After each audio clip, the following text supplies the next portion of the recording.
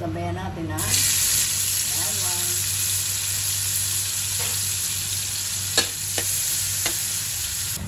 O, lalagay na rin natin yung sibuyas. Lagyan na talika ng ating sibuyas. O, sabayan natin ha. Tuna. Tuna na nilalagay yung mga pakulit sa ating ayan. O, sabayan na rin natin yung ating opo.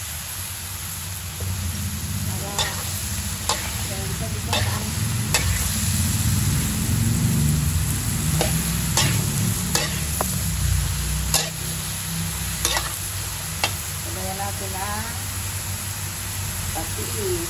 Lumakas pa po yung patis na ito. Sabayan natin ang paminta. Kunting paminta na talaga.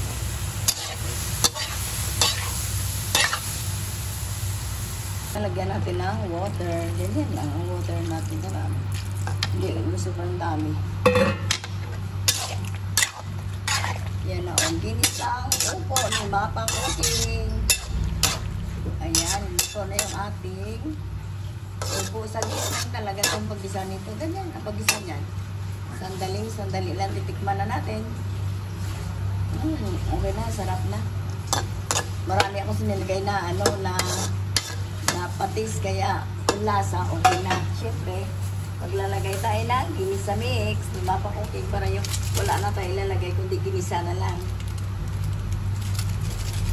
Napakatagal lang.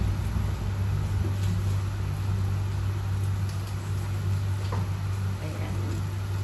Ginisa mix ni Mapa Cooking. Ayan. Welcome to kitchen ni Mapa Cooking. Dirty kitchen ni Mapa Cooking ito. Sa taas talaga ako nagluluto. Ngayon, dito na ako nagluto. Ginisa lang talaga. Okay na yan. O, balikan na lang natin. Okay na yung ating upo ni Mapa Cooking. Ayan lang. Bilis na magluto ng ating ginisang upo. Okay. Sarap. Patis lang katapat. Tsaka ginisa mix. Napakasarap. Hi, it's me, si Mapa Cooking. Like and subscribe. Thank you for watching. Thank you sa nanonood. Thank you sa nag-subscribe.